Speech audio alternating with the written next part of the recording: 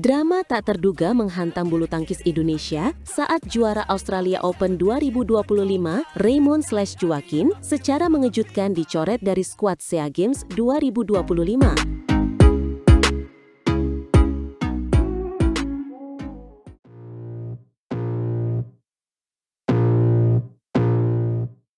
Selamat datang kembali di Breaking News Bulu Tangkis. Hari ini, kita dikejutkan dengan sebuah keputusan yang menghebohkan jagat bulu tangkis Indonesia. Penggantian Raymond Indra dan Nicolaus Joaquin dari skuad SEA Games 2025.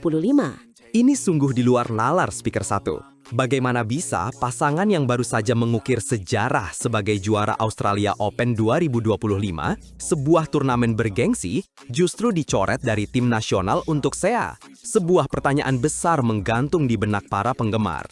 Betul sekali. Penggantian ini melibatkan pasangan Sabar Karyaman Gutama dan Moh Reza Pahlevi Isfahani. Pertanyaan terbesarnya, mengapa keputusan ini diambil dan kapan persisnya? Kita tahu PBSI telah memberikan penjelasannya. Menurut Kepala Bidang Hubungan Masyarakat PBSI, Ibu Yuni Kartika, proses pergantian ini sebenarnya sudah dilakukan beberapa waktu lalu. Tepatnya saat ada permintaan dari tim review Kemenpora, bahkan sebelum Australia Open 2025 itu berlangsung. Jadi, ini bukan keputusan mendadak setelah Raymond dan Joaquin juara di Australia. Keputusan ini sudah ditetapkan jauh-jauh hari sebelumnya, yang berarti keberhasilan fantastis mereka di Australia Open sama sekali tidak mempengaruhi perubahan tersebut. Ini poin yang sangat penting untuk digarisbawahi. Benar, Ibu Yuni mengonfirmasi hal ini kepada cnnindonesia.com, menyatakan bahwa proses pergantian memang sudah terjadi beberapa waktu yang lalu. Ini mengindikasikan bahwa Sabar dan Reza sudah didaftarkan bersama dengan pasangan ganda putra andalan lainnya, Leo Rolikarnando dan Bagas Maulana. Lalu, apa yang menjadi dasar permintaan Kemenpora untuk pergantian pemain ini? Kita harus memahami konteksnya. Berdasarkan informasi yang ada, pada awal November 2025, Kemenpora melalui Deputi Peningkatan Prestasi Olahraga mengusulkan perubahan skuad bulu tangkis Indonesia. Dan tujuannya jelas, demi prestasi maksimal di SEA Games tahun ini. Kemenpora melihat bahwa lawan-lawan kita, seperti Malaysia dan Thailand, berencana menurunkan skuad terbaik mereka. Ini memicu kekhawatiran dan keinginan untuk memperkuat tim kita. Sebuah langkah proaktif dari Kemenpora yang kemudian disambut baik oleh PBSI dengan perubahan susunan pemain. Jadi, ada indikasi kuat bahwa keputusan ini adalah hasil evaluasi menyeluruh untuk memastikan Indonesia bisa bersaing di level tertinggi SEA Games 2025. Meskipun begitu, tetap saja ada rasa miris melihat Raymond dan Joaquin yang sedang dalam performa puncak harus absen di ajang setelah SEA. Apalagi setelah mereka membuktikan kualitasnya di Australia Open. Apa kata pelatih mereka mengenai hal ini? Pelatih ganda putra Pratama Pelatnas PBSI, Bapak Cafid Yusuf, yang selama ini mendampingi Raymond dan Joaquin, memberikan tanggapan. Beliau menjelaskan bahwa anak asuhnya memang tidak akan memperkuat tim Indonesia di SEA Games 2025. Dan yang menarik, tanggapan dari Bapak Cafid Yusuf cukup bijak. Beliau mengatakan, katanya informasinya ada pergantian pemain jadi Sabar Reza. Terlepas dari itu, diambil positifnya saja, tidak tampil di SEA Games. Ini menunjukkan sikap profesional dan optimisme. Mengambil sisi positif dari situasi ini adalah hal yang patut dicontoh. Mungkin ada pertimbangan strategis lain yang tidak kita ketahui secara detail. Bisa jadi, ini adalah kesempatan bagi Raymond dan Joaquin untuk fokus ke turnamen lain yang lebih besar. Atau mungkin ada rencana jangka panjang untuk mereka. Atau bisa juga Speaker 1. Ini adalah bagian dari strategi rotasi pemain untuk memberikan pengalaman bertanding kepada lebih banyak atlet.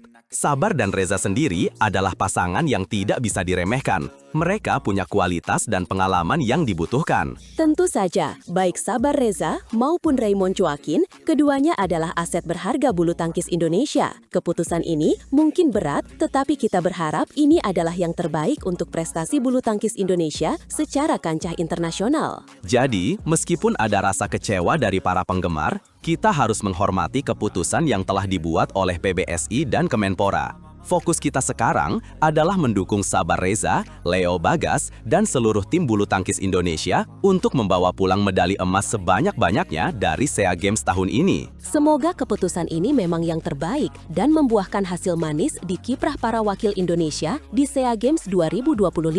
Jangan sampai ketinggalan setiap momen pertandingannya. Dan mari kita terus kawal perjalanan bulu tangkis Indonesia. Terima kasih sudah bersama kami di Breaking News Bulu Tangkis.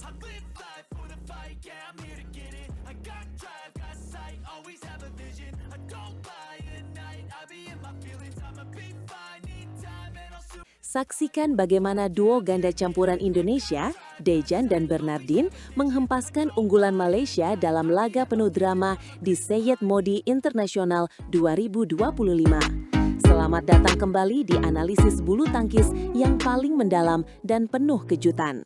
Hari ini, kita akan mengupas tuntas drama yang terjadi di Syed Modi International 2025, di mana pasangan ganda campuran Indonesia, Dejan Ferdinansyah dan Bernardin Anindya Wardana, menunjukkan mental juara sejati.